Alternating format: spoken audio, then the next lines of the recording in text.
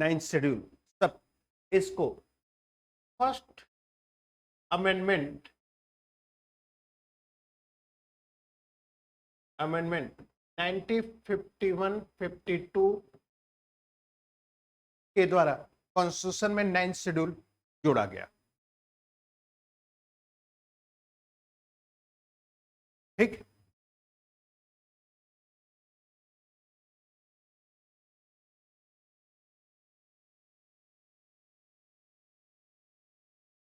तैयार हो गए ना आप लोग? अब मैं आप लोग को थोड़ा सा परेशानी दूंगा।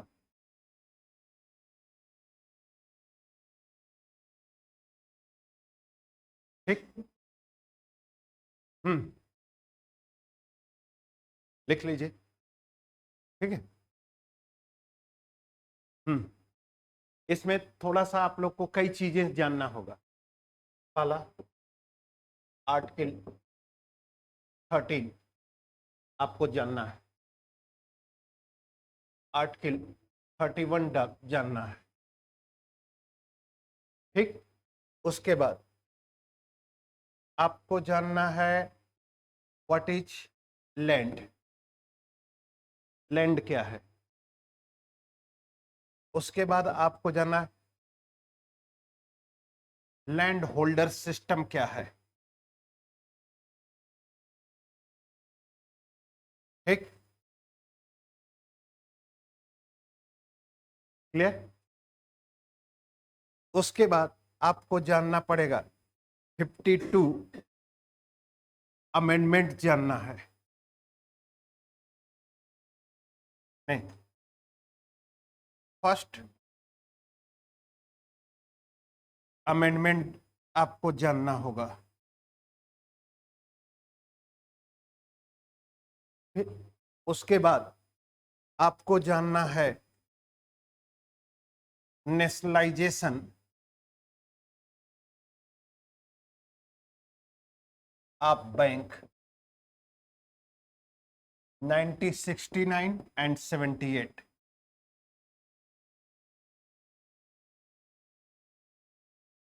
क्लियर? एंड उसके बाद जानना है 2007 का कोहिलो केस।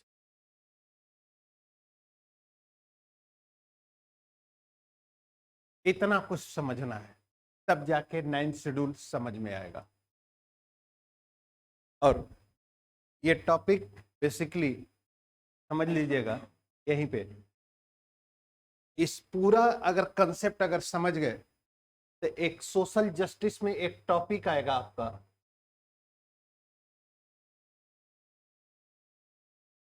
इंडिविजुअल प्रॉपर्टी,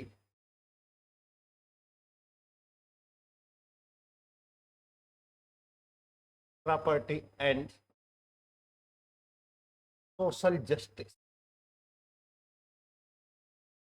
व्यक्तिगत संपत्ति ये भी स्टेट है, ये भी आर्टिकल 12 है एंड 36 है। ये भी समझ लीजिएगा। नहीं समझ में आया? अब तक नहीं समझ में आया? कैसे?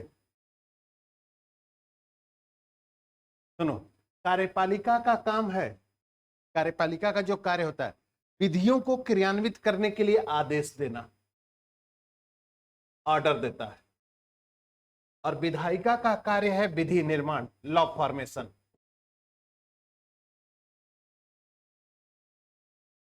अब आ गया कि नहीं? लॉ, लॉ कौन बनाएगी? लॉ कौन बनाएगा? लेजिस्लेटिव। ऑर्डर कौन देगा? एग्जीक्यूटिव। क्लियर? और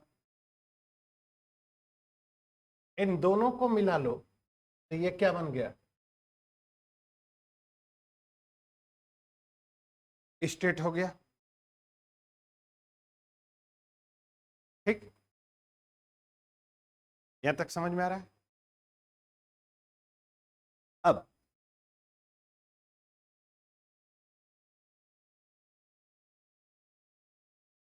लॉ एंड ऑर्डर।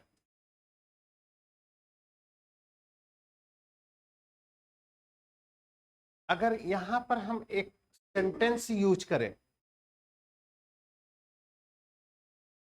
कि examine the law and order,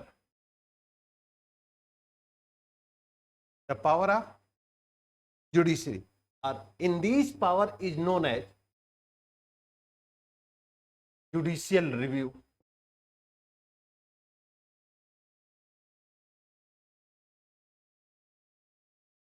clear? Judicial review is the power of judiciary, and that judiciary is the use of in these power and examine of law and order. Clear? अब अगर examine law and order का, तो यहां पर एक words और आएगा,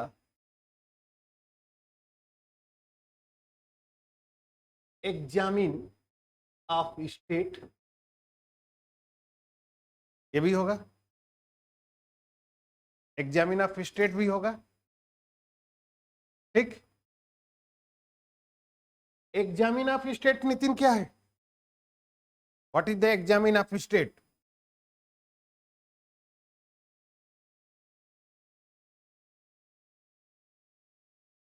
क्या है एग्जामिन ऑफ स्टेट? टू का मतलब हो गया, यही है गवर्नेंस, और कंचन का मतलब है गवर्नमेंट, शासन और सुशासन। जो टॉपिक में आएगा, हम गवर्नेंस कल बता रहे थे ना कि फर्स्ट टॉपिक है आपका कॉन्स्टिट्यूशन है, सेकंड टॉपिक है गवर्नेंस है, सुशासन है, थर्ड टॉपिक आपका सोशल जस्टिस है, फोर्थ टॉपिक है आपका आपका क्या कहा जाता है, आईआर। ठीक है, मतलब यही है। और शासन और सुशासन में डिफरेंस क्या है? शासन का मतलब कि maximum distance between ruler and ruling class is known as the government. Clear? Governance is a minimum distance between ruler and ruling class.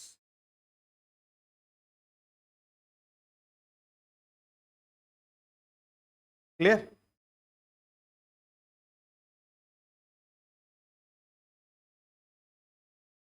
नहीं क्लियर? थोड़ा सा एक स्ट्रक्चर बना दे रहे हैं, शायद समझ जाए, उसके बाद जब टॉपिक आएगा तो डिस्कस करूंगा वहां पर।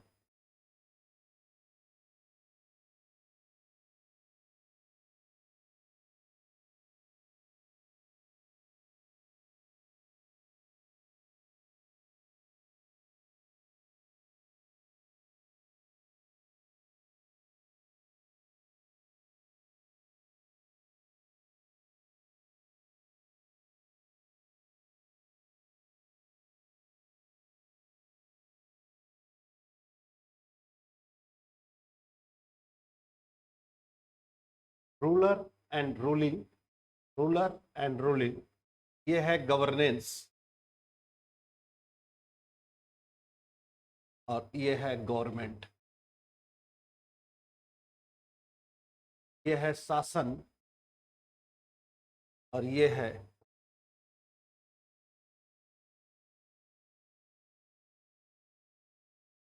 हो गया, डिस्टेंस कम हो गया।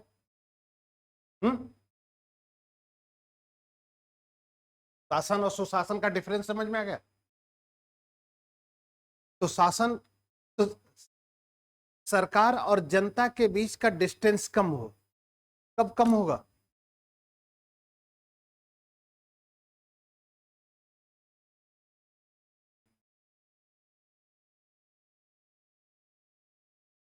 समझ कि नहीं? ठीक, यहां तक। अब देखिए, गवर्नमेंट गवर्नेंस में कन्वर्ट तब होगी जब पब्लिक का फेथ गवर्नमेंट के प्रति हो, विश्वास हो। और विश्वास कब होगा? जब सरकार जनता के इंटरेस्ट को लेकर काम करेगी। सरकार का विश्वास, इस कंसेप्ट को समझिएगा। और ये चीज मैं अभी 15 अगस्त के भाषण को रिलेट करूंगा इसी पर, गवर्नेंस को लेकर। अभी 2023 को रिलेट कर रहा हूं। सरकार का जनता का सरकार के ऊपर विश्वास किस कारण नहीं होता? एक कारण सबसे है corruption. And corruption is the major problem of the civil society. Red tapism, family politics, और इन तीनों का नाम प्रधानमंत्री ने 15 अगस्त 1947 रेड फोर्ट से डिक्लेयर किया कि नहीं? इसलिए क्या कहा कि करप्शन के कारण सरकार जनता के लिए जो काम करती है वह कार्य या उस कार्य का रिजल्ट जनता तक नहीं पहुंचता। तो जब जनता तक, जस्ट लाइक जैसे एक एग्जांपल मैं दूं जी, कविता तुम बीमार पड़ जाओ, अब तुम्हारे पास मैं ऑप्शन दे रहा हूं, एक गवर्नमेंट हॉस्पिटल है, एक प्राइवेट हॉस्पिटल, कहां इलाज कराना चाहोगे? क्यों?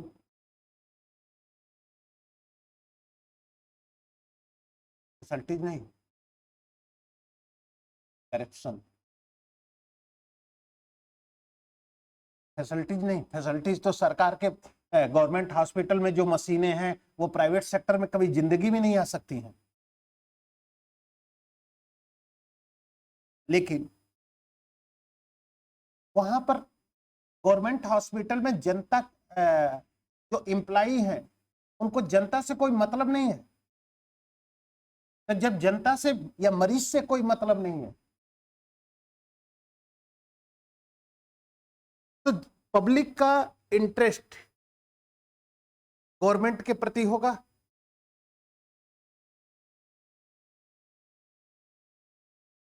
नहीं होगा। जैसे जस्ट लाइक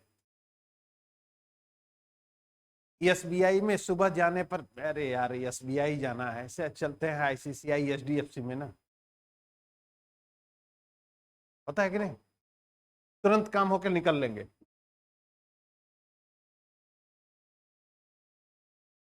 इससे सरकार और जनता के बीच डिस्टेंस बढ़ता जाता है। क्लियर? अब इस डिस्टेंस को कम करने के लिए सरकार क्या कर रही है? सरकार यूज ऑफ आईटी सेक्टर या यूज ऑफ कंप्यूटर इंप्लीमेंट या एप्लीकेशन, ठीक? अब आईटी सेक्टर या कंप्यूटर का यूटिलाइजेशन करने के बाद रिजल्ट क्या निकलता है कि ट्रेन में यात्रा कर रहे हैं, तबीयत खराब हुई, ट्वीट किया रेल मंत्री को, और अगले स्टेशन पर रेलवे का डॉक्टर मेडिसिन के साथ खड़ा मिलता है। तो आपका सरकार और जनता के बीच विश्वास बढ़ा कि नहीं? तो सरकार और जनता के बीच डिस्टेंस क्या हो गया? कम हो गया। और ये क्या बन गया आपका?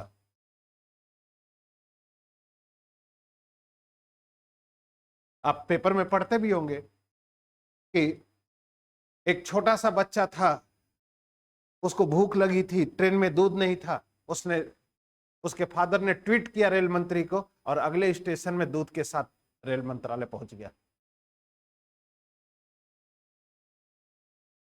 तो सरकार और जनता के बीच का जो डिस्टेंस था, वह डिस्टेंस क्या हो गया? कम हो गया। सबसे बड़ी बात, प्रधानमंत्री मन की बात करते हैं, और मन की बात में भारत की 140 करोड़ जनता से वो कनेक्ट होते हैं कि नहीं? और कनेक्ट करने का माध्यम क्या है? ये माध्यम नहीं,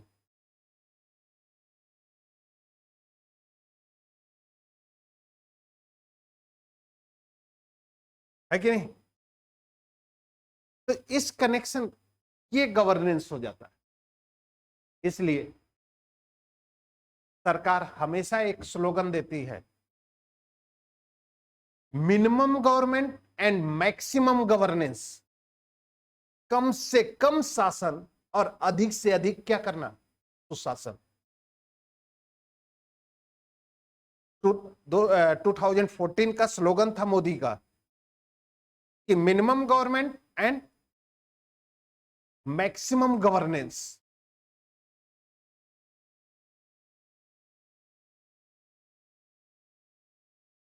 तो कम से कम शासन होगा, तो कम से कम शासन होगा, तो इसका मतलब कि कम से कम एरिया में सरकार और जनता के बीच डिस्टेंस क्या होगा, होगा। और मैक्सिमम एरिया में सरकार और जनता के बीच का डिस्टेंस क्या होगा, कम होगा।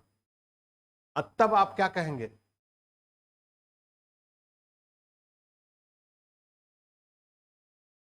जब सरकार और जनता के बीच डिस्टेंस कम होगा तो क्या कहेंगे नितिन?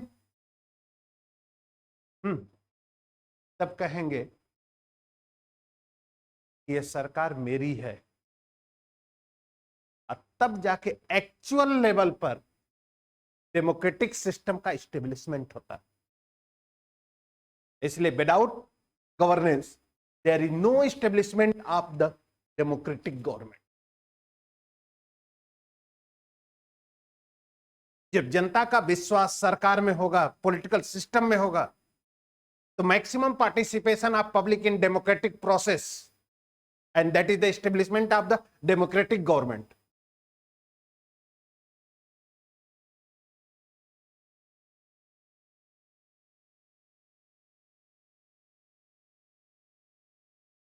जनता का विश्वास राजनीतिक प्रक्रियाओं के प्रति हो तो जनता बड़ी खुशी के साथ राजनीतिक प्रक्रियाओं में भाग लेगी कि नहीं? और जब राजनीतिक प्रक्रियाओं में भाग लेगी तो क्या होगा, एक्चुअल में जो एक्चुअल है उस एक्चुअल में जाके आपका डेमोक्रेटिक या लोकतांत्रिक सरकार की स्थापना होगी। ये चलिए बाद में आएंगे, बात करेंगे वहां पर। पहले 9 शेड्यूल का हम जिक्र कर लेते हैं कि क्या क्या सिस्टम था इसमें। 13 समझ में आ गया, आर्टिकल 13 भी समझ में आ गया, स्टेट का डेफिनेशन भी समझ में आ गया। क्लियर? अब जो सबसे इंपॉर्टेंट चीज थी वह इंपॉर्टेंट चीज है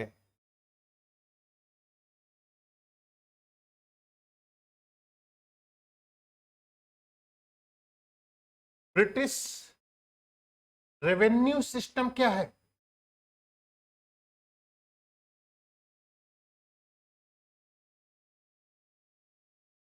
ब्रिटिश रेवेन्यू सिस्टम क्या था? ब्रिटिश रेवेन्यू सिस्टम जमींदारी व्यवस्था, महलबाड़ी एंड रैयतबाड़ी, यही 3 था। यानी मीन्स ब्रिटिश सरकार भारत की जनता से जो रेवेन्यू का कलेक्शन कर रही थी वह 3 मेथड से कर रही थी, एक लैंड होल्डर, एक महलबाड़ी, एक रैयतबाड़ी। लेकिन मैक्सिमम क्या था, जमींदारी, यानी मीन्स लैंड होल्डर सिस्टम था। मीन्स जमींदारी व्यवस्था।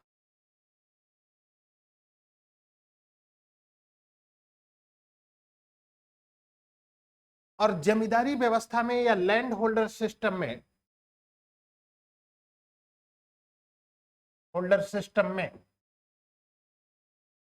सोसाइटी 2 भाग में डिवाइड होती है, एक लैंड होल्डर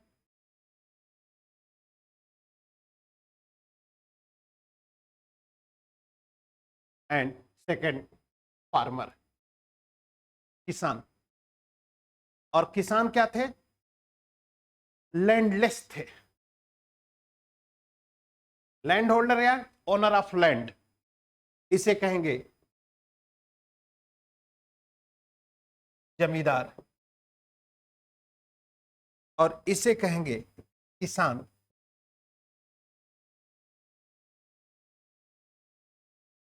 क्लियर? जमींदार भूमि के स्वामी थे, यानी ऑनर ऑफ लैंड, और ये किसान थे उस भूमि पर काम करने वाले लोग। ठीक। अब स्थिति क्या बनती थी ब्रिटिश गवर्नमेंट में कि किसान की कोई भी इच्छा जमींदारों के ऊपर लागू नहीं होती थी, बल्कि जमींदारों की इच्छा किसानों के ऊपर लागू की जाती थी, और जमींदार उसी वस्तु का उत्पादन करते थे जो उनको अधिक से अधिक आर्थिक या इकोनॉमिकल बेनिफिट दे दे। इसका कोई एग्जाम्पल देंगे आप, बताएंगे इस पूरे कंसेप्ट का?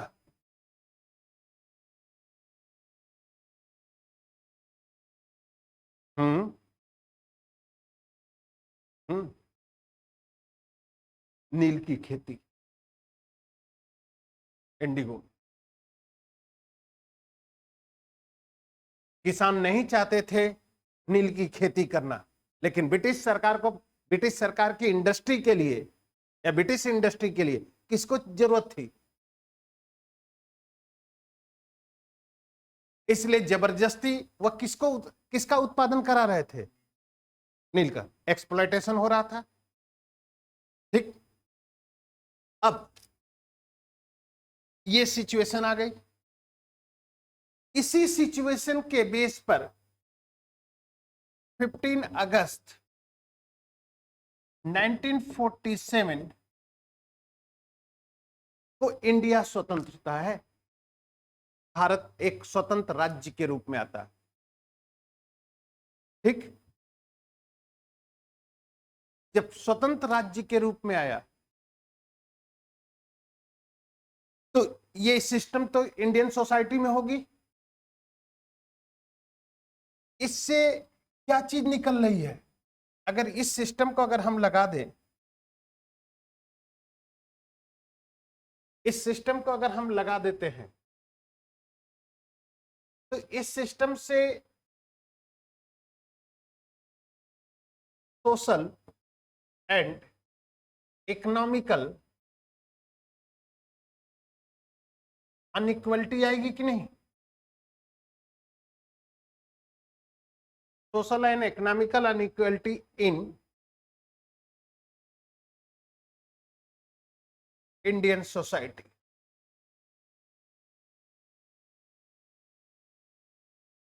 भारतीय समाज में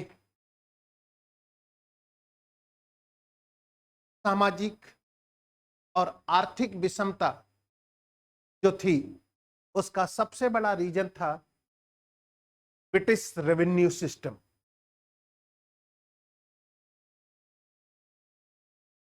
ठीक। अब अगर ये है तो क्या होगा?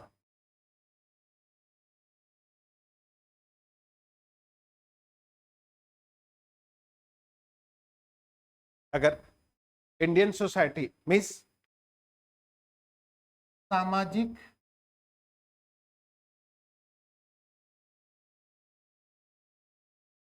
आर्थिक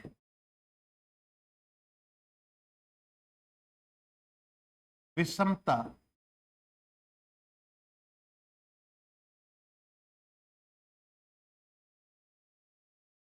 या असमानता अगर है तो सोसाइटी में, यानी problem of Indian society, problem of Indian society, first the major untouchability is the major problem of the Indian society. Means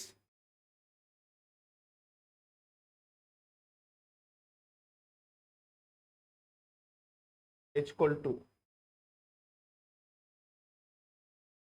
अस्पृश्यता ऑब्लिक क्या करते हैं अंशिका?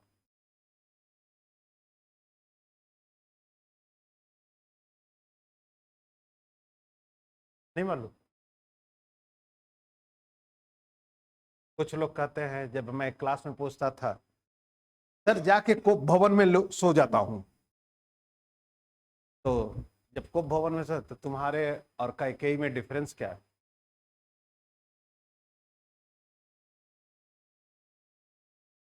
एक काम करते हैं, खाना खाना बंद कर देते हैं।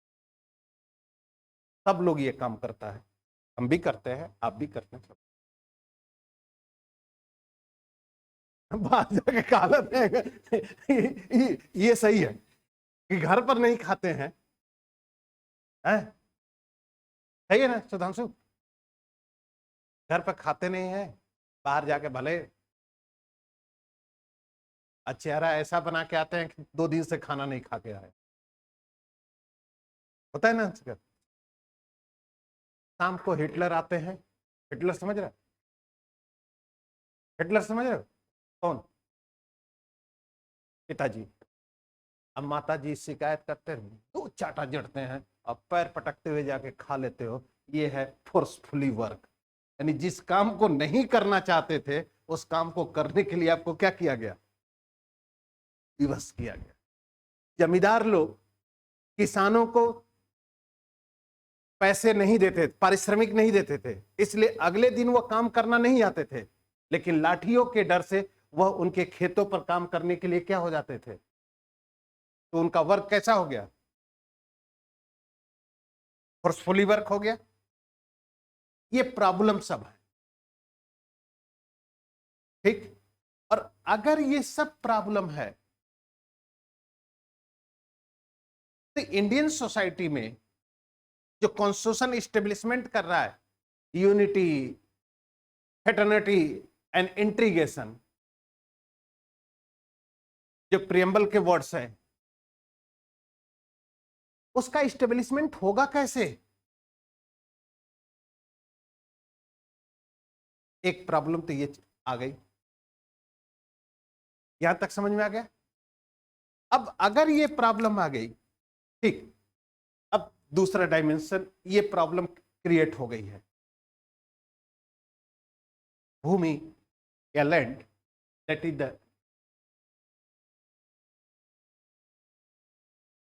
Individual property of man.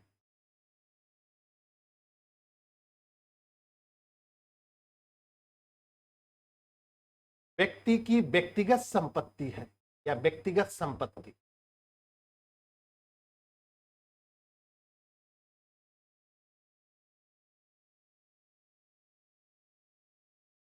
ठीक, क्लियर हो गया? भूमि या लैंड इंडिविजुअल ओनरशिप है ना, व्यक्तिगत संपत्ति है। अब सुनिएगा, 15 अगस्त को स्टेट या इंडिया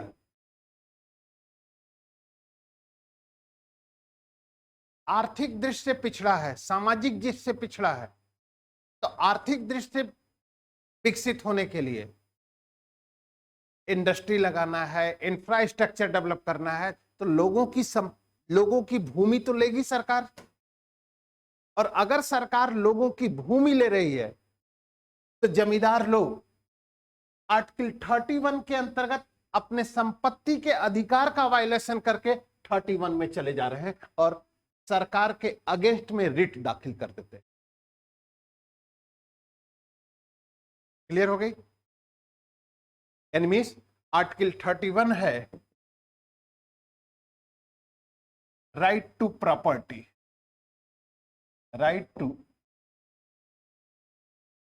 प्रॉपर्टी मीन्स संपत्ति का अधिकार।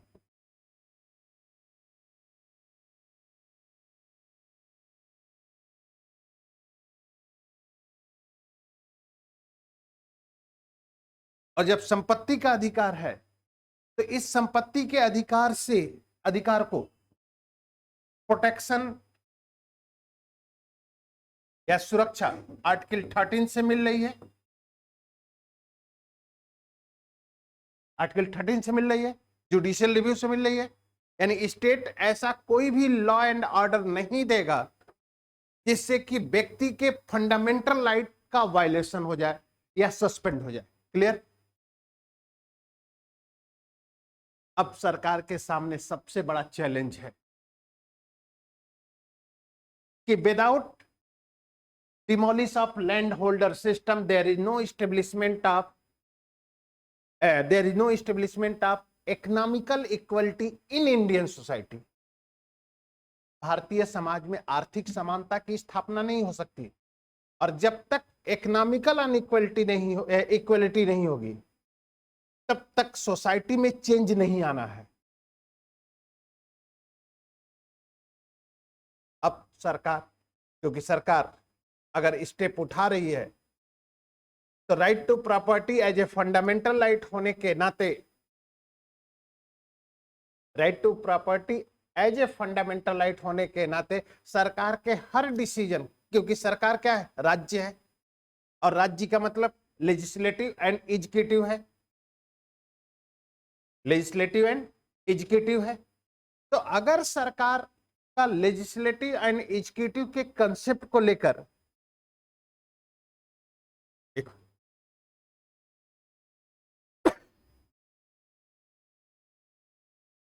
एक मिनट आ रहा है।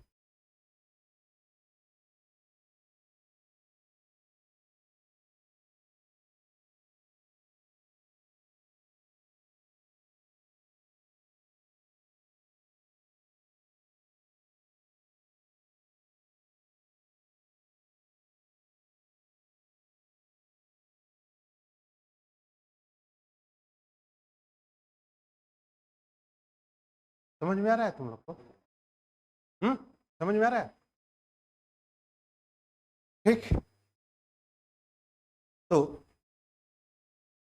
अब सरकार सोशल एंड वेलफेयर को लेकर अगर काम करती है तो प्रॉपर्टी तो, क्योंकि इंडस्ट्री लगाना है, रेलवे का विस्तार करना है, तमाम प्रकार के सोशल वर्क, तो ये किसी न किसी भूमि पर भी होंगे।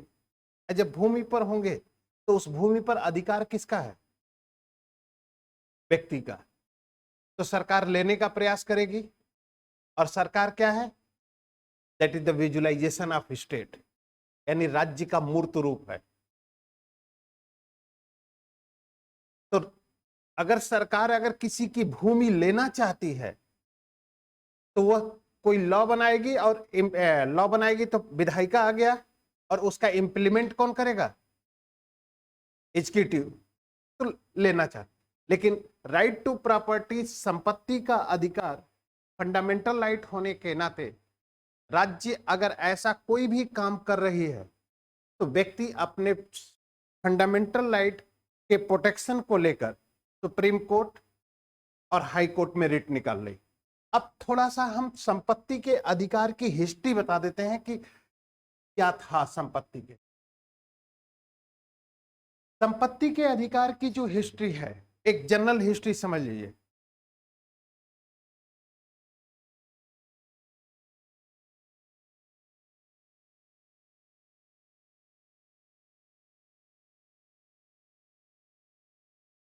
फोर्टी-फोर अमेंडमेंट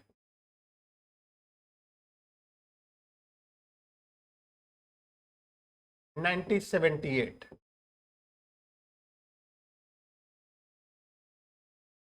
बिफोर और आफ्टर, यानी इस अमेंडमेंट के पहले और इस अमेंडमेंट के बाद।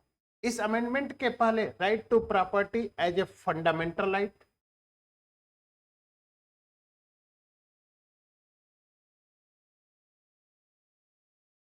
मीन्स मौलिक अधिकार है।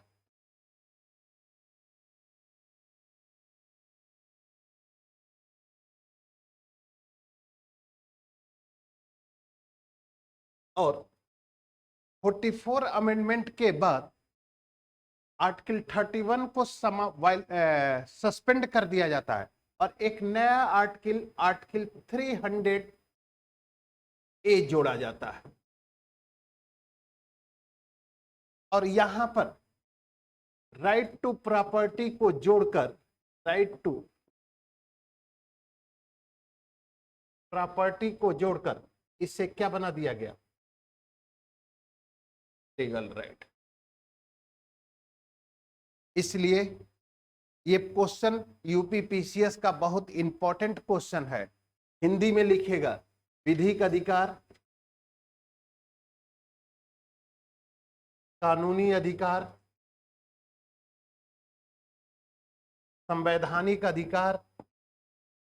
तो आपको इसको देखना है कि किसका इंग्लिश नाम लीगल राइट है।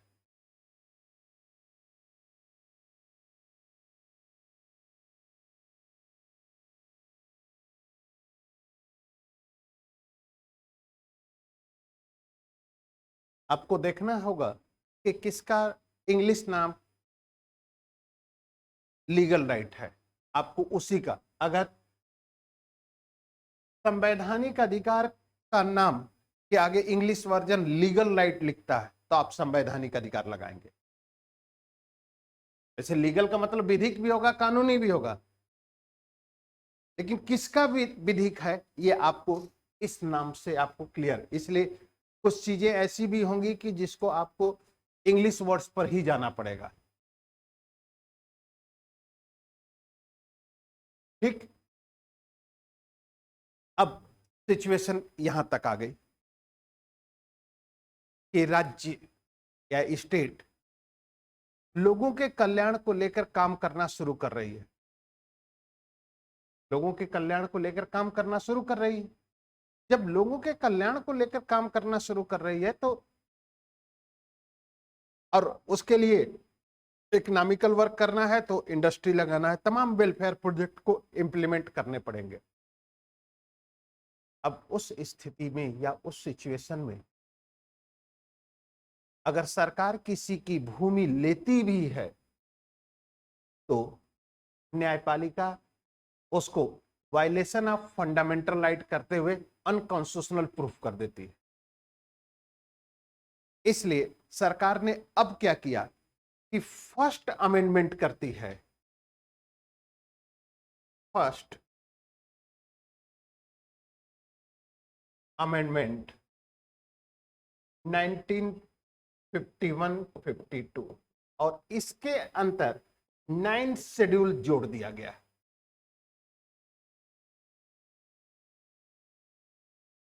ठीक, उसके बाद सरकार ने एक लॉ बनाया और लॉ था land reforms act 1952। Land reform act यानी भूमि सुधार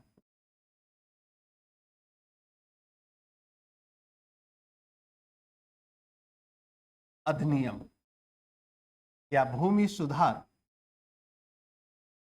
जमींदारी उन्मूलन अधिनियम।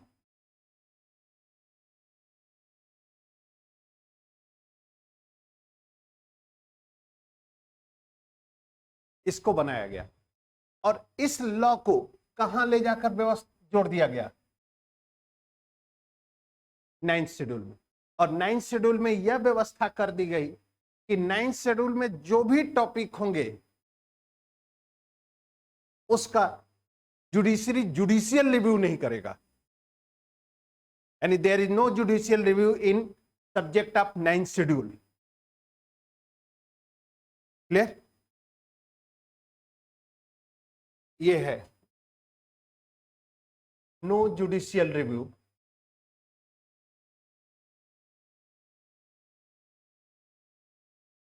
रिव्यू।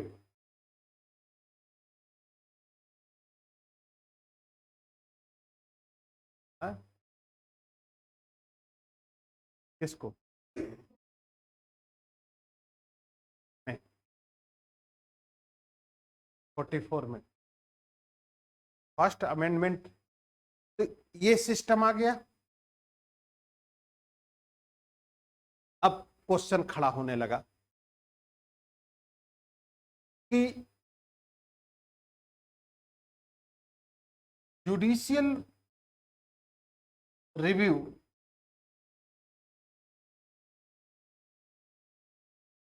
पावर ऑफ जुडिशरी है।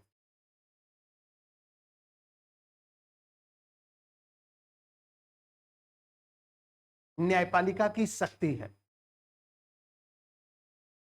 और उस शक्ति के का प्रयोग करके judiciary, that is the examine of legislative and executive work, यानी मीन्स पावर जुडिशियल रिव्यू का यूटिलाइजेशन करके जुडिशरी न्यायपालिका विधायिका और कार्यपालिका के कार्यों को एग्जामिन करेगी and that judiciary has been defined work is constitutional और अनकॉन्स्टिट्यूशनल, यानी मीन्स एग्जामिन करके उसे सही और गलत का क्या करेगी, डिसीजन देगी। क्लियर हो गया? यानी मीन्स कि एक जुडिशियल रिव्यू एक पावर है और उस पावर का यूटिलाइजेशन करके जुडिशरी स्टेट के वर्क का एग्जामिन करती है या राज्य के कार्यों का परीक्षण करती है और डिफाइन करती है कि अकॉर्डिंग टू कॉन्स्टिट्यूशन और अगेंस्ट टू कॉन्स्टिट्यूशन, यानी संविधान के अनुसार है तो उसे लीगल नेचर दे देगी और अगर संविधान के अनुसार नहीं है तो उसे अनकॉन्स्टिट्यूशनल प्रूफ कर देगी। क्लियर? अब अगर ये है तो एक बहुत बड़ा डिस्प्यूट खड़ा होता है और ये डिस्प्यूट आप खड़ा कर सकते हैं, कभी भी कर सकते हैं कि अगर judicial review that is the power of judiciary है तो जुडिशियल रिव्यू पूरे कॉन्स्टिट्यूशन का होगा ना? नहीं समझ रहे? जुडिशियल रिव्यू पूरे कॉन्स्टिट्यूशन का न्यायपालिका करेगी और अगर 9th शेड्यूल का वो नहीं कर रही है तो how can define 9th schedule is the part of the constitution? There is no part of the constitution.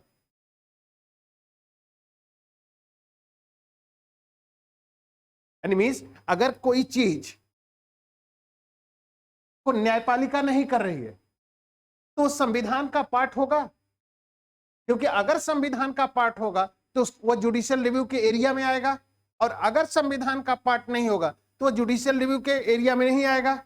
और 9th शेड्यूल कहता है कि उसका जुडिशियल रिव्यू नहीं किया जाएगा तो इसका मतलब ये हो रहा है कि वो 9th schedule that is the no part of the constitution. Clear? अब यहां तक चल रहा है, प्रोसेस चल रहा है। अब सवाल खड़ा होता है फिर उसके बाद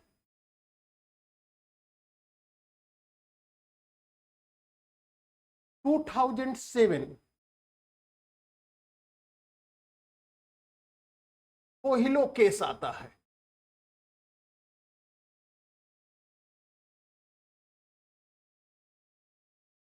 कोहिलो केस सुप्रीम कोर्ट के पास आता है और सुप्रीम कोर्ट ने कहा इस कोहिलो केस में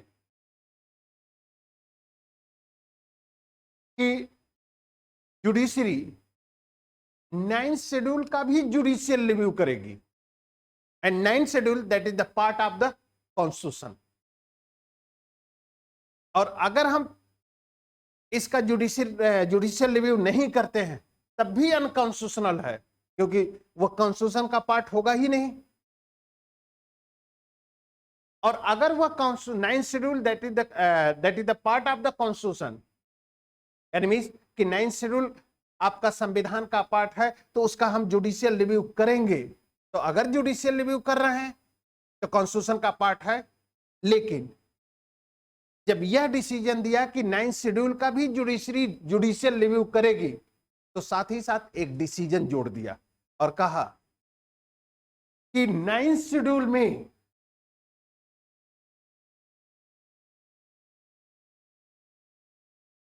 केवल उन्हीं सब्जेक्टों का जुडिशियल रिव्यू हम करेंगे जिन सब्जेक्टों को 1973 के बाद जोड़ा गया है।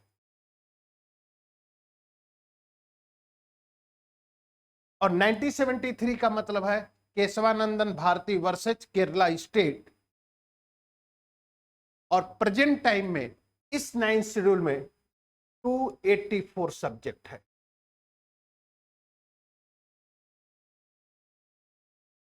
ये पूरा स्ट्रक्चर था। समझ में आ गई बात? सुधांशु समझ में आ गया? कोई डाउट हो तो बता दीजिएगा, ये क्योंकि कई डायमेंशन पर इसको लेकर चला गया है।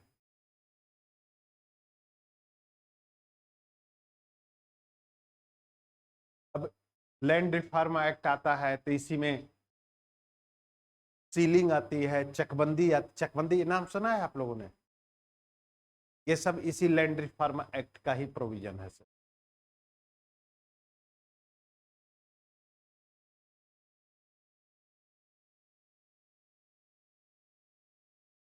इसलिए मैं हमेशा आप लोगों से एक सेंटेंस बोलता हूं, याद करिए, इस संविधान को लागू करके हम सामाजिक आर्थिक विषमताओं से भरे हुए युग में प्रवेश करने जा रहे हैं।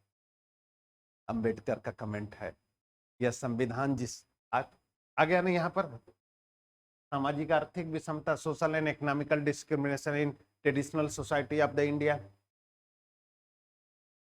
है कि नहीं?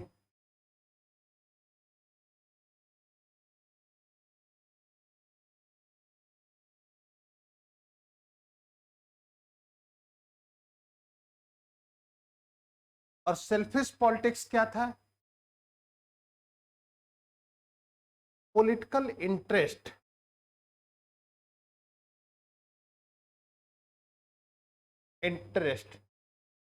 को लेकर politician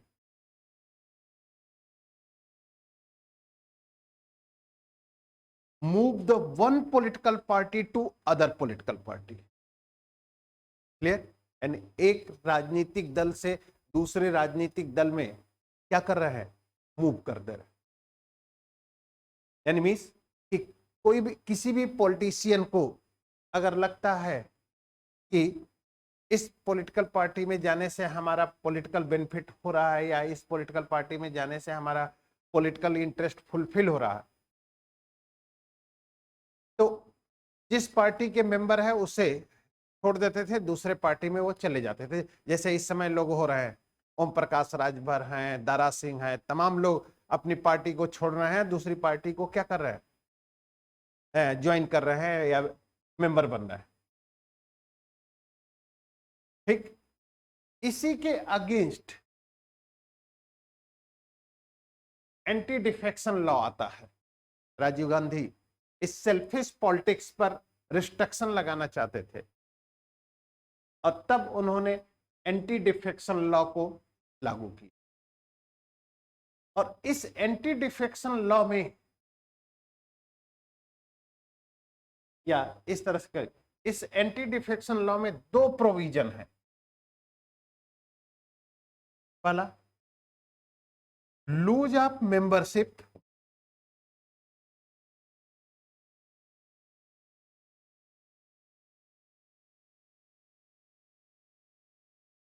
lose of membership, and there is no lose of membership or the maintain the membership। यानी मीन्स एक सिचुएशन ऐसी होगी या वह कंडीशन ऐसी होगी जिसमें आप मेंबरशिप आपकी खत्म हो जाएगी। मेंबरशिप का मतलब लेजिस्लेटिव के जो मेंबर हैं उनके लिए बात हो रही है, चाहे वह एमपी हो चाहे एमएलए हो। अगर वह पार्टी को छोड़ते हैं और दूसरी पार्टी को ज्वाइन करते हैं, दूसरी पार्टी को क्या करते हैं? ज्वाइन करते हैं, तो उसमें उनको उस पार्टी के मेंबरशिप को छोड़ना होगा, यानी लेजिस्लेटिव मेंबर खत्म हो जाएगी आपकी। क्लियर? अब किस कंडीशन, कौन कौन सी कंडीशन है जिसमें आपकी मेंबरशिप जाएगी लूज अप? फर्स्ट है कि पॉलिटिकल कोई आदमी यानी कोई member resign the political party, resign the political party. यानी मान लीजिए पॉलिटिकल पार्टी, ए पॉलिटिकल पार्टी है, ए पॉलिटिकल पार्टी है और इसका पी एमएलए है या एमपी है।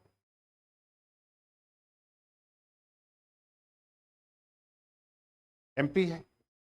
अब एमएलए और एमपी है और इस पॉलिटिकल पार्टी को छोड़कर किसी join the other political party and lose the membership. Clear? यानी कोई व्यक्ति, अगर बीजेपी का कोई व्यक्ति है और अगर वो पॉलिटिकल पार्टी छोड़ता है, अपनी पॉलिटिकल पार्टी को छोड़ देता है जिससे वो मेंबर है, तो उस मेंबर के छोड़ने के बाद उसकी मेंबरशिप समाप्त हो जाएगी। क्लियर? पहले, इसके पहले नहीं था। दूसरा है violation of whip. Violation of whip means कि दूसरा है व्हिप का उल्लंघन। व्हिप का उल्लंघन। अब व्हिप क्या होता है, व्हिप भी समझना है। हर पॉलिटिकल पार्टी, जितनी भी पॉलिटिकल पार्टी है जिसके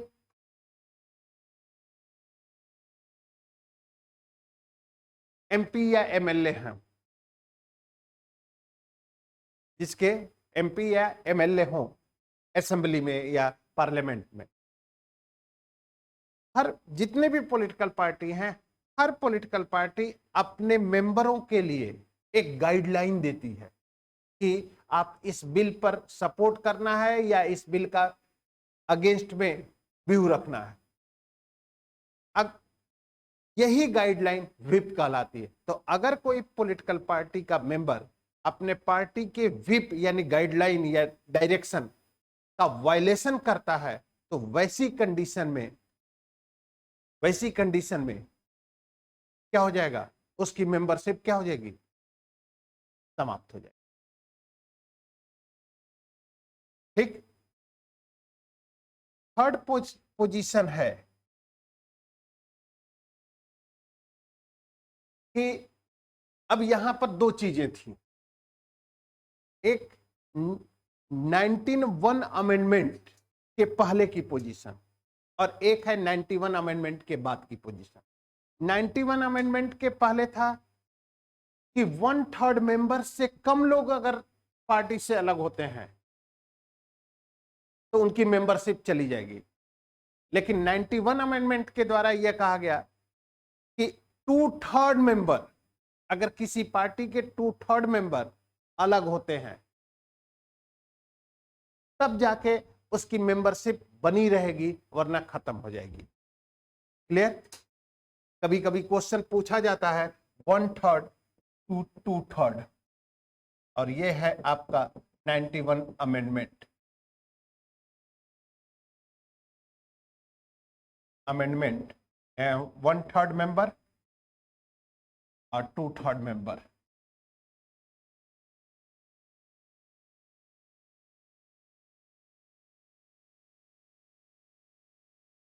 क्लियर?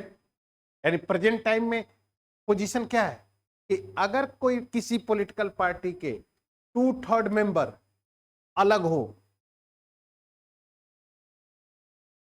तब जाके मेंबरशिप बनी रहेगी, या 2/3 मेंबर से कम लोग अगर अलग होते हैं तब मेंबरशिप उनकी क्या हो जाएगी,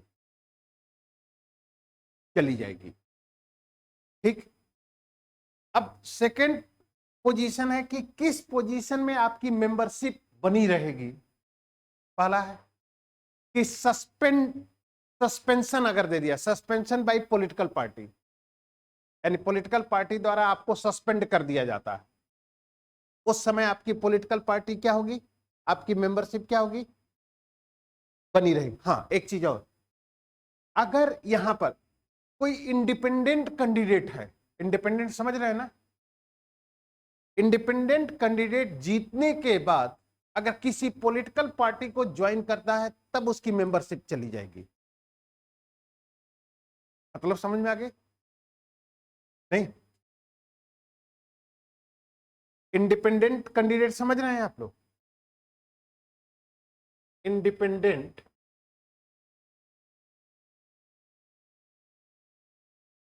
आर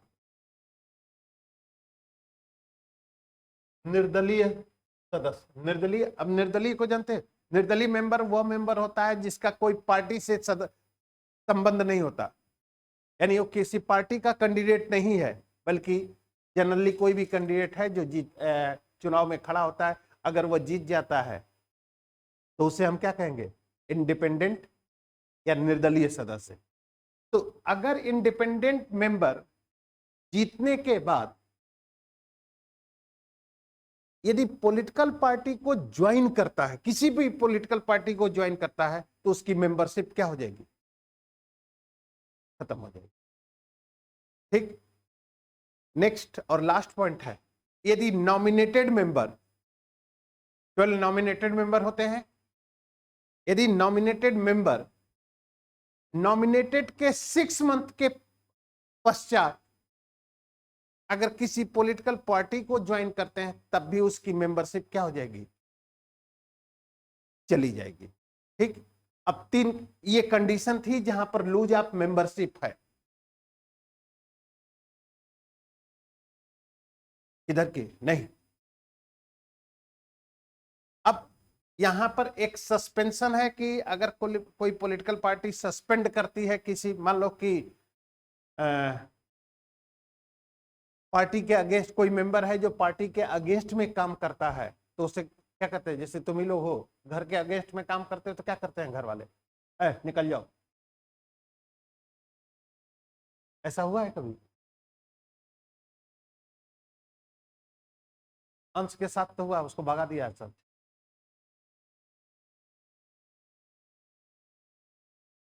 समझे? तो कोई भी पॉलिटिकल पार्टी का मेंबर अगर पार्टी के अगेंस्ट में वर्क करता है तो उसे सस्पेंड कर दिया। ऐसी स्थिति पर उसकी मेंबरशिप बनी रहेगी, मेंबरशिप समाप्त नहीं। ठीक, और अगर कोई पूरी की पूरी पॉलिटिकल पार्टी दूसरे पॉलिटिकल पार्टी में डिजॉल्व हो जाए, समझ रहे हैं, तो उस कंडीशन में आपका मेंबरशिप बनी रहेगी और आपका मेंबरशिप लूज नहीं होगी। लेकिन सबसे इंपॉर्टेंट चीज है कि एंटी डिफेक्शन लॉ के अकॉर्डिंग किसी भी मेंबर को क्वालिफाइड या नॉन क्वालिफाइड करना है, ये पावर यह एक्ट स्पीकर को देता है। स्पीकर समझ रहे हैं? चाहे पार्लियामेंट का लोकसभा अध्यक्ष हो या विधानसभा का हो, वह डिसाइड करेगा कि एंटी डिफेक्शन लॉ लागू होगा या नहीं। और यही चीज थी अभी राहुल गांधी को लेकर, अभी फिर री एंट्री लिए है ना। और 11th और 12th शेड्यूल है power division between panchayat and 11th schedule है, और 12th शेड्यूल है power division between state and nagar palika. Clear? यानी शक्तियों का विभाजन इस तरह से। 11th शेड्यूल है power division between state and panchayat. और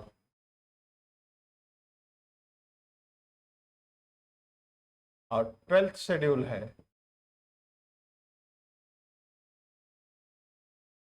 12th शेड्यूल है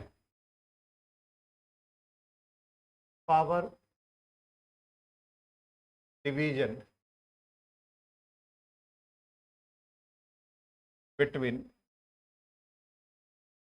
state and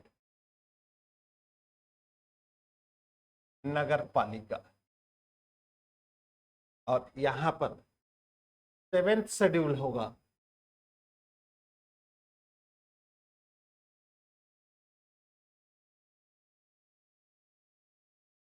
power division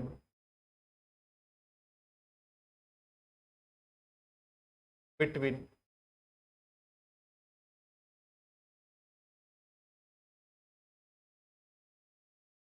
centre and, यानी 7वीं अनुसूची है केंद्र और राज्य के बीच शक्तियों का विभाजन। यहां पर है केंद्र व राज्य के मध्य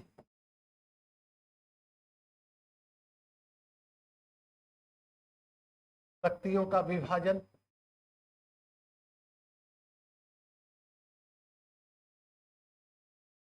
ये है राज्य और पंचायत के मध्य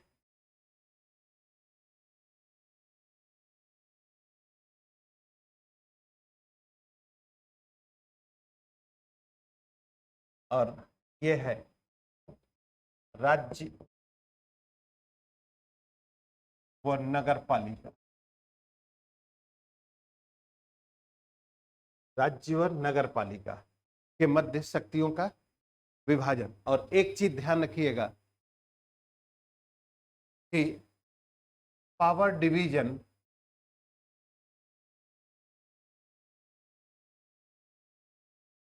that is the important element of federal constitution.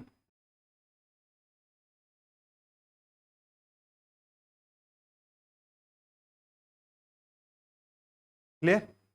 यानी कहीं पर भी शक्तियों का अगर विभाजन हो, अब 7th शेड्यूल में अगर पावर डिवीजन की बात करेंगे तो यहां पर 3 प्रकार से पावर डिवीजन है। Union list, state list and third concurrent list. संघ सूची, राज्य सूची और समवर्ती सूची।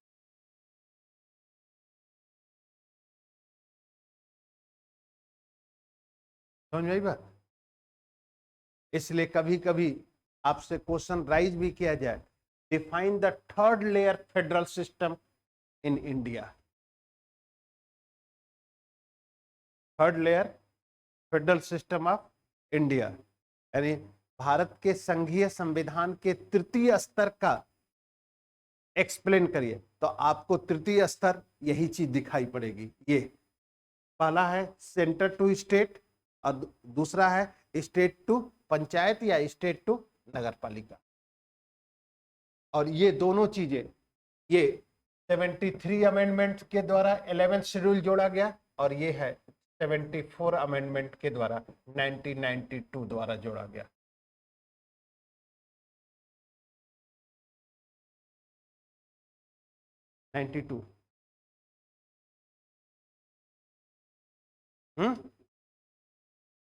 दोनों 92। ठीक है, चलिए तो फिर कल बात करते हैं।